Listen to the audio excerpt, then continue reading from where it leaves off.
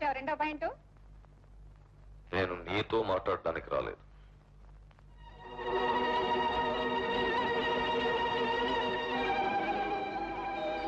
ఈయనెవరు? ఈయన ఎవరు నడుస్తున్నావు అనమాట. ఈయన నా మొదటి కోడలు సుశీల తండ్రి, నాకు వేలు విడిచిన అన్న. రెండో పాయింట్ కనకారావు అంటారు ఆయన్ని. నీతో ఒక ముఖ్యమైన విషయం మాట్లాడాలి. సూర్యం ఇంట్లో నేను మునపటి కనకారావుని కాను, దేవోత్సవంలో బ్రతుకుతున్నవాడిని.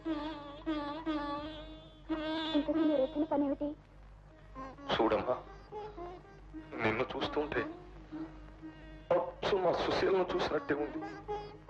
సుశీల నీకు ఇప్పుడు జ్ఞాపకం వచ్చిందట్రా?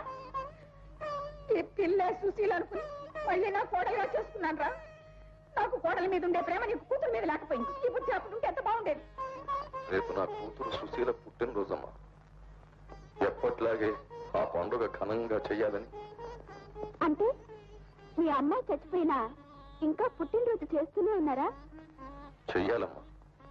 ఉన్న ఒక్కగానొక్క కూతురు అర్థంతరంగా చచ్చిపోతే నే బ్రతికున్నంత కాలం చేయదగ్గ ఏకైక పండగదేనమ్మా.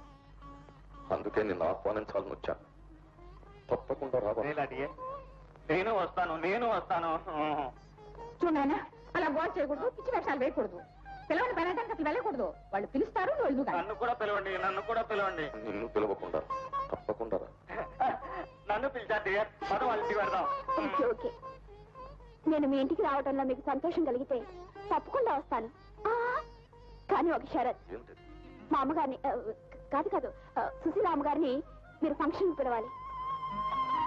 అది సాధ్యమయ్యే పని కాదమ్మా. ఎందుకురా? ఎందుకు సాధ్యం కాదు? ఇంత మారిన తర్వాత కూడా దాన్ని పిలవడానికి నీకేమొచ్చింది? ఓట్టుకెక్కాన్ని గొడవలు పడ్డాక ఇప్పుడు ఏ మొహం పెట్టుకుని వెళ్ళి పిలవమంట? అవును, అది నిజం. నాను, నాకు అదంతా తెలియదు. నేను మీ ఇంటికి రావాలంటే మీరు ఆవిడ ఫంక్షన్ కు పిలవాలి అంతే. నువ్వు రావాలి, అది నాకు ముఖ్యం. పిలుస్తా, నా ప్రయత్నం నేను చేస్తాను. Thank you. సుందరమ్మ, గతాన్ని మర్చిపోయి నేనెప్పుడో మర్చిపోయాను. రేపు పుట్టినరోజు పండక్కి నువ్వు కూడా వచ్చి నా చేతులతో ఆడపడుచులాంచి నాకు తీసుకోమ్మా. అమ్మయ్య, ఎంత కాలానికి నీ నోట ఈ మాట విన్నాను. వస్తాను, తప్పకుండా వస్తాను. చెన్నై కూడా ఉంటే ఎంత బాగుంటుంది ఫంక్షన్. కూతురింటికి వెళ్ళింది ఈ పాటికి వచ్చేస్తూనే ఉంటుంది. రండి బాబు గారు. కమల, నా పిలుపుని మన్నించి వచ్చినందుకు చాలా సంతోషం. నన్ను ఇక్కడికి ఎందుకు పిలిపించారో తెలుసుకోవచ్చా?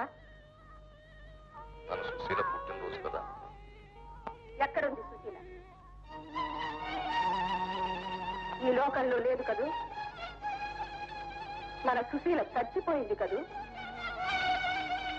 అవును కమల, దేవుడు చాలా చిన్న చూపు చూశాడు. చిన్న చూపు చూసింది మీరా? ఆ దేవుడా?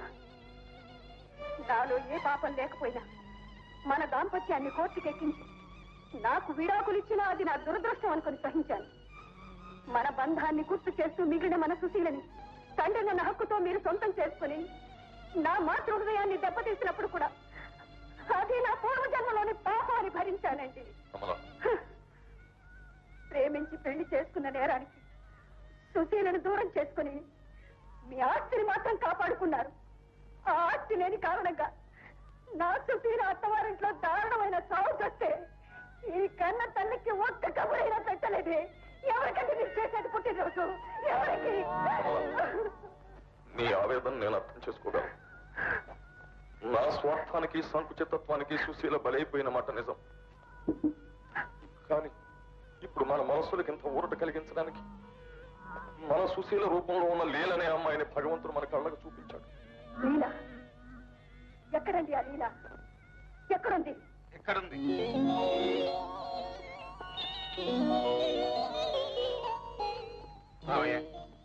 మీరు చచ్చిపోయిందనుకున్న మీ కూతురు సుశీలే ఈ లీల. నువ్వు మా సుశీలవా? అవునా? నేను మీ సుశీలని. అస్తవ్యస్తంగా ఉన్న మా ఇంటిని రిపేర్ చేయడానికి సుశీల లీలగా మారవలసి వచ్చింది. నేను పిచ్చెక్కినట్టు నాటకం ఆడాల్సి వచ్చింది మావయ్య. నాటకం? నాటకేస్తుంది పిచ్చి. అమ్మా సుశీల, నేను చేసిన పాపాలకి నువ్వు కష్టాలు అనుభవించినా మీ అమ్మ చేసిన పుణ్యానికి నువ్వు బ్రతికావు, నాకంటే చాలు. కమల, నన్ను క్షమించు కమల, క్షమించు. మరీ పశ్చాత్తాపడిపోతున్నాడు. వాడి తప్పు వాడు తెలుసుకున్నాడుగా, క్షమించానని ఒక మాట చెప్పమ్మా.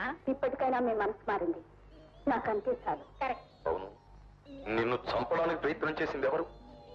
నేను అని నువ్వు అనుకుంటున్నావు కదూ? కాదు, ప్రమాణాల మీద నాకు నమ్మకం లేదు. అసలు ఈ ఘోరానికి పూనుకున్నది అప్పారావు వాడు. నా కొడుకు వాడి కూతుర్ని చేసుకోలేదనే కోపంతో వాడి అఘాయిత్యానికి పూనుకున్నాడు. తెలిసిందా? తర్వాత తెలిసింది నాకు నాటకం అంతా. మనం అందరం వెళ్ళి ముందు వాడి భర్త పట్టించాలి. పదండి.